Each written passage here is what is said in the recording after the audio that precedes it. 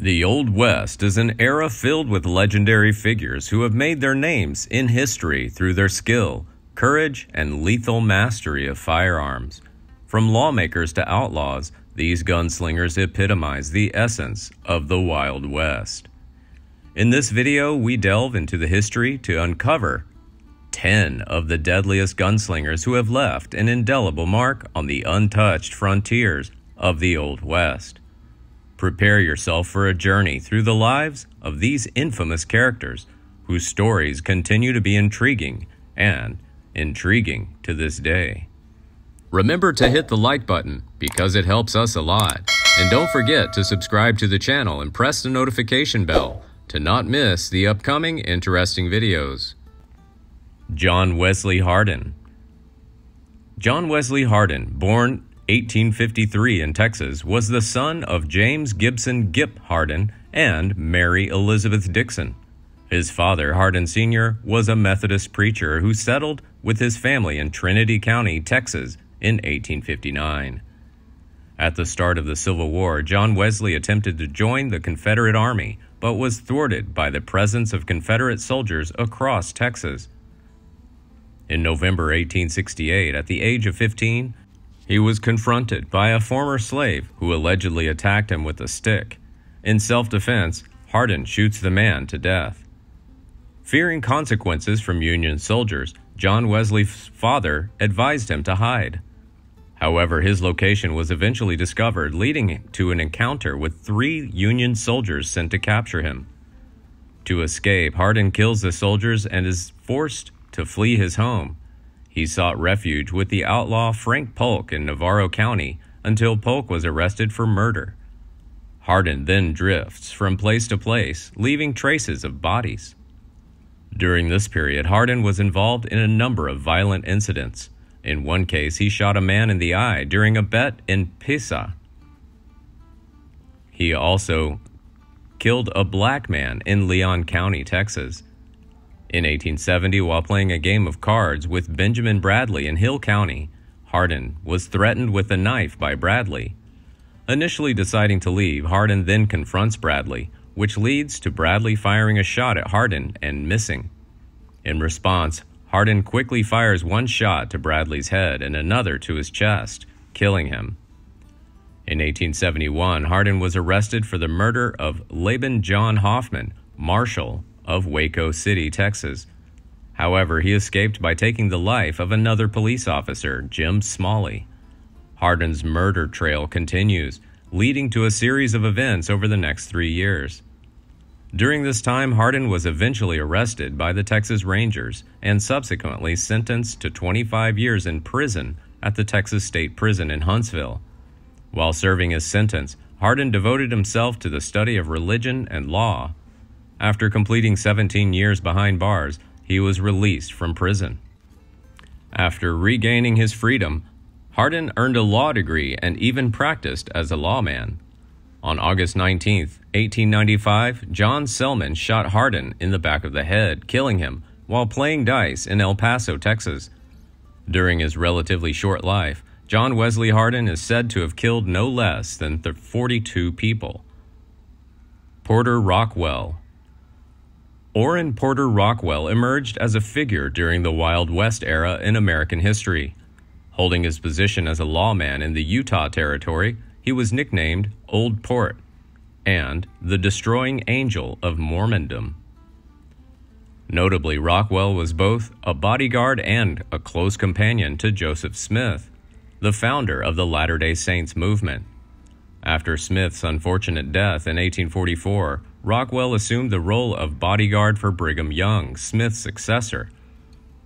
In this capacity, he accompanied Young and his fellow members to the Church of Jesus Christ of Latter-day Saints on their journey to the Salt Lake Valley, now within the boundaries of Utah. Legend has it that Porter Rockwell killed over 100 outlaws. The verifiable death toll caused by him is around 36, so he deserves to be on this list. Wild Bill Hickok. James Butler Hickok, renowned as one of the Old West's most legendary gunmen. He's a gunfighter, gambler, performer, and peace officer.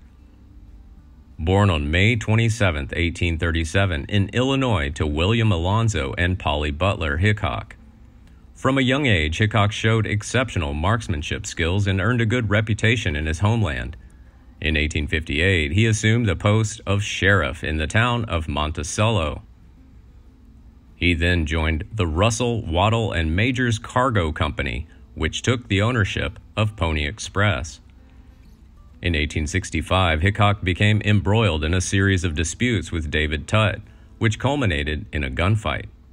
Demonstrating his formidable shooting ability, Hickok successfully knocked out Tutt with a single bullet, accurately firing from a distance of 75 yards. Hickok was later acquitted on grounds of self-defense. On August 2, 1876, while playing five-card poker in Deadwood, South Dakota, Hickok became the victim of a fatal shot fired by Jack McCall. McCall claimed the action was a form of retaliation for an offensive behavior. Notably, at the time of his death, Hickok was said to have held a pair of aces and eights, a combination forever known as the Hand of the Dead. According to Joseph G. Rosa, Hickok's biographer and Wild Bill's highest authority, Hickok killed 6 men in gunfights. Dallas Studenmeyer. Dallas Studenmeyer, born December 11, 1845, in Bullock County, Alabama, was one of 9 children born to Louis and Elizabeth Studenmeyer. In 1862, he joined the Union Army, serving in the 45th Army Corps of Alabama. During that time, he was wounded several times and carried 2 bullets for the rest of his life. During his lifetime, Studenmeyer was involved in more gunfights than many famous contemporaries, including Wyatt Earp, Bat Masterson, Elfego Baca, Luke Short, Doc Holliday, and John Selman. Notably, he was famous for bringing law and order to one of the most violent towns in the Old West. Studenmeyer is often described as tough and excitable, especially when drinking. After moving to El Paso, Texas to take on the role of sheriff, Studenmeyer quickly encountered 3 men in the famous 4 dead in 5 seconds gunfight. In less than a year, he had gunfighted and killed 6 more men while serving as sheriff, cementing his reputation as one of Texas's most feared lawmen. Studenmeyer got into a feud with the members of the Manning family. The feud came to a tragic end when Studenmeyer and the 3 Manning brothers had a fierce gun battle. Studenmeyer was shot from behind by James Manning, killing him instantly. He's buried at Allison Cemetery in Colorado County, Texas. Clay Allison. Robert Clay Allison was born on September 2, 1841, to Jeremiah Scotland Allison, a Texas cattle rancher and Presbyterian minister, and Mariah Ruth Brown Allison. During the Civil War, Allison fought alongside Captain W.H. Jackson and General Nathan Bedford Forrest, demonstrating his loyalty to the Confederacy. After the war, the Allison family moved to New Mexico. In January of 1874, an incident occurred involving Allison and his outlaw friend, Chunk Colbert. The two participated in a horse race and then dined at Clifton House in Colfax County. However, tensions arise between them, leading to a sudden act of aggression. Colbert drew his pistol with the intention of harming Allison, but an accidental collision with the table interrupted his movement. Reacting quickly, Allison defended himself by shooting Colbert in the head. Later, when asked about his decision to have dinner with a man with bad intentions, Allison wittily replied, "I wouldn't want to send a man to hell on an empty stomach." In the years that followed, Allison was accused of participating in numerous gunfights that resulted in the deaths of several individuals. In one particularly grisly incident, it is alleged that he decapitated a man and staked a stake on a fence in front of Lambert's Inn, later the St. James Hotel. Unfortunately, Allison's life ended tragically in 1887 when he suffered a serious neck injury after falling from a wagon. Clay Allison was buried at Pecos Cemetery the day after his death, where hundreds of people are said to have attended his funeral. Jim Miller. James Brown Miller, born October 25, 1861 in Van Buren, Arkansas, was the son of Jacob and Cynthia Basham Miller. However, he spent his years growing up in Texas. In 1884, Miller became involved in an argument with John Thomas Coop, his sister's husband, which tragically resulted in Miller shooting Coop in the head. Miller then assumed the role of town sheriff in Pecos and married Sally Clements in 1891. However, Miller feuded with Sheriff George A. Fraser. During a fateful event, Miller encountered Fraser in a pub in Toyah, Texas, where he fatally shot the sheriff. Curiously, Miller's fate took an unexpected turn when a series of mysterious events took place during his trial. Despite the testimonies against him, Miller got away with the crime. By 1900, Miller offered his services as a paid assassin. Over the course of his career, he was responsible for at least 6 documented murders. However, his reign of violence came to a halt when he was arrested following the murder of Alan Bobbitt. In a terrifying turn, an angry mob burst into the prison, arresting Miller along with 2 other inmates and sending them to the gallows, where they suffered their final fate by hanging. Billy the Kid. Henry McCarty, a.k.a. William H. Bonney, was born in 1859 in New York City to Patrick McCarty and Catherine Devine. He started off by being caught stealing food, clothing, and guns in 1875, but he managed to escape and make his way to Arizona. In 1877, he argued with and killed a blacksmith. Billy became famous in the region when he joined the regulators in the Lincoln County War of 1878. He and 2 other regulators were later charged with the murders of 3 men, including Lincoln County Sheriff William J. Brady and one of his deputies. Hunted by law enforcement, the group was eventually disbanded.